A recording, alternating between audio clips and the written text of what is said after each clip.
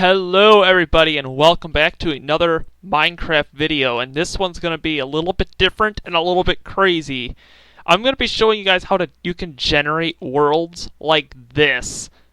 You can generate worlds like this with any image file that you find on your computer, or any image that you take with your phone, any image that you find on the internet. You can generate a Minecraft world with it, and in today's video I'm going to be showing you guys how to do it, and you can end up with some really sick terrain like this.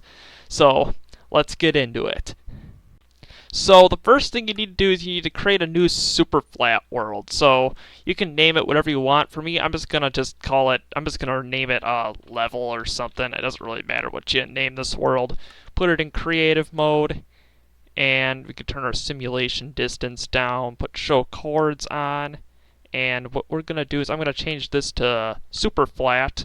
So you want to make a super flat world. Doesn't really matter, but then you just want to create it. So you're just creating a blank world to import your world into. So as you can see, we've got ourselves a super flat world. So now it's time for the next step.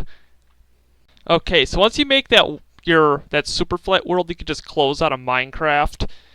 Then we can open up this program called World Painter. World Painter is a really cool Minecraft world custom terrain making thing. It's actually really cool. Okay, so once you have World Painter loaded up, what you want to do is you want to go to File, and you want to go to Import New World, and from Height Map. Now what this is going to do is it's going to import a grayscale height map or an image file, but this is intended for grayscale height maps, but it works for any image, so that's pretty cool. You just want to go to where you saved your image, which this one I have it saved on the desktop. You want to open that up. You can, play around with the dimensions and the height limit and all this stuff, like the water, sea level and stuff, but we're just going to leave that all as is, and we're going to press OK. So now it's going to import this height map. So, as you can see, this is going to be a pretty interesting looking world. So what we're going to do is I'm going to, zoom out. We're going to zoom out some more. There we go. So as you can see, this here is just a normal picture of a lake, but it's actually generating a Minecraft world, which is really cool. But you can do all the World Painter stuff, and you can, do this. This will probably be a separate video on how to use this program, but for right now, what you got here is you got your image file. Now you want to go to File, you want to go to Export, and then as New Minecraft Map. And then you can play around with this. You got caves and all that stuff, but we're just going to kind of leave everything as is, and we're just going to push Export. So this might take a little while, but it shouldn't take too long, just depending on your computer. But I'll be right back as soon as this is done. Okay guys, so once your world exports, you just get a little notification saying your world is exported, so you can just press OK, and then you can actually close out of this. You can save it first if you want, so let's just save it. We'll just save it real quick. There we go. And then we can close out a World Painter. But what this did is that this here exported it as a Java Edition world. But we want to import this on Bedrock Edition. So what we want to do then is we need a program called MC Toolchest PE. So this here will convert your world to Bedrock Edition if you want to play it on Bedrock Edition. So this method works for both Java Edition and Bedrock Edition. So we just want to select that world that we just created. So if you hit this folder and you just press the world that you just created in Bedrock Edition, then you want to go to Tools, Convert, and then to Bedrock. And you want to click this little folder right here. And then what you want to do is you want to find that world. You want to find that world that you just did, which is this one right here. Find that world, and then you just want to press Convert. So we don't have anything in the Nether or anything, so you don't have to worry about that. You just press Convert. So this will convert your world from Java Edition to Bedrock Edition pretty flawlessly too. So this will convert any Java Edition world to Bedrock Edition and vice versa. So that's pretty nice. So this shouldn't take too long. It might take about, I don't know, it might take about 2 or 3 minutes. So I'll be right back as soon as this is done. Okay, so once your conversion is complete, you can just press close, and then you just might have to wait a second for this to actually all like load in. Then once it does load in, there'll be a little save icon right here. Make sure you press it, otherwise that conversion that you just did wouldn't work. So then once that's done, that means it's saved, and then you can just close out of this. So now what you want to do is you want to open up Minecraft again, and then we just gotta wait for it to load up here real quick. There we go. Now you want to load into that world. And as you can see, it renamed it to Image 0075. That's what I named it to. It changed the game mode back to survival. And then we have, wow, this world's actually 214 megabytes in size. That's actually pretty big. What we want to do is we want to change it back to creative, unless you want to do a survival challenge, but that's probably going to be kind of hard. Then we'll just press play. Now, this might crash your game depending on your computer, so, or your phone or whatever you're loading this world up onto. But as you can see, I mean, my frame rate's dropping a little bit, and I got a pretty beefy PC. So, but as you can see, I spawned at the edge of the world. This here is the imported image. And look at this. I mean, this here isn't too impressive, but we got to get over on the other side here.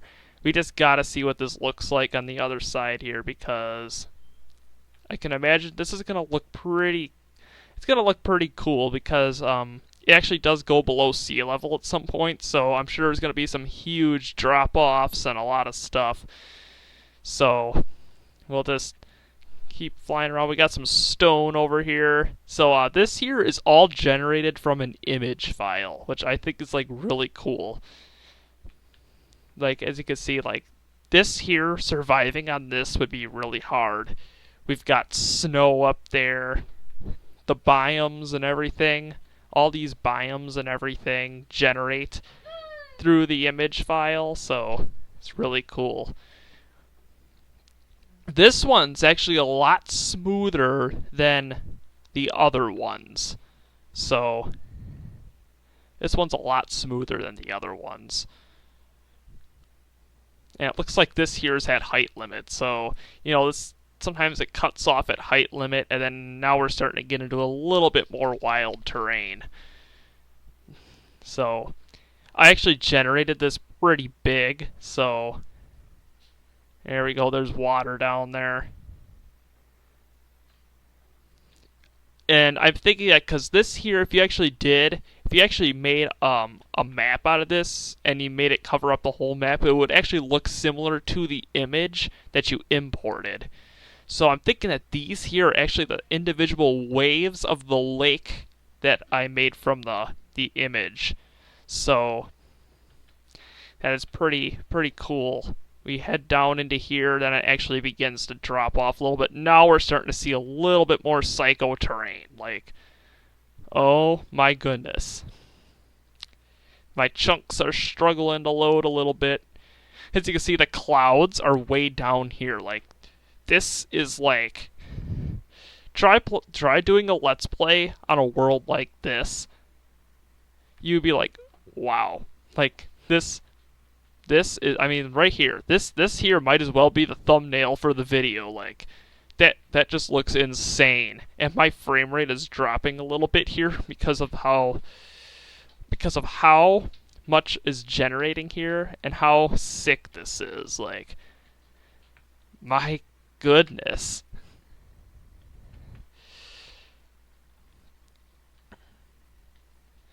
Wow. And then that's the edge of the world over there. So you fall down here, you could just see the massive scale of these little hills here.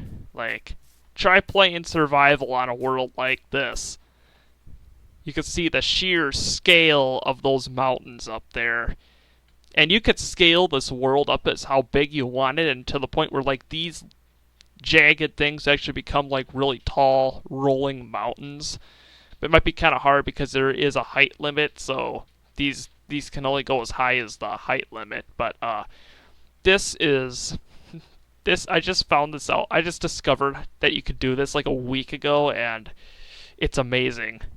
This year should totally be Stormyland Survival Season 4. Yeah, probably not. I don't think that'd be a very good idea, but yeah, this is sick. This is really cool. So, you can see the mountains up here. You can take any image file, any image from your phone, any image off the internet, and you can generate worlds like this with it. So, I'm thinking that's probably going to do it with this video. So if you guys enjoyed it, make sure you hit the like button and subscribe. This is MC Storm. Peace out.